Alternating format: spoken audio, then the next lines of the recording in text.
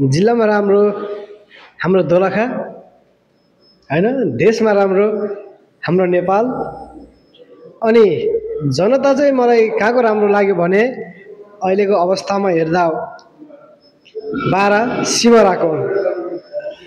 अब देशमा जति पनि अहिले आन्दोलन आमसभा कार्यक्रम हुन्छ नि, सिमराको जतिको जनता चाहिँ हरेक जिल्लामा हुनुपर्छ।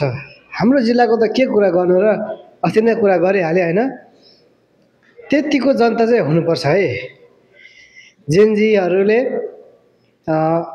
काठमाडौँदेखि महेश बस्नेत आउने भएपछि सडकमा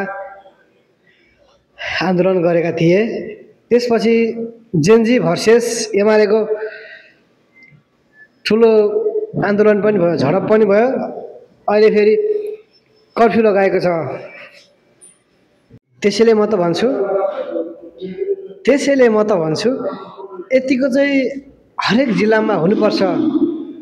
चाहे एमालेको, चाहे काङ्ग्रेसको, चाहे माओवादीको, जति पनि पुराना पार्टीहरू थिए नि, पहिला सत्तामा पुगेको पार्टीहरू थिए नि, यिनीहरूको विरुद्धमा आवाज उठाउने यतिको जनता चाहिँ हुनुपर्छ है। मलाई चाहिँ सक्षम लाग्यो। जे होस्, मान्छेहरूले त भनिरहेछ घुसपेट भयो, अरू पार्टीको मान्छे घुसपेट आएर आन्दोलन गरेको भनेर, तर मलाई त्यसो लाग्दैन।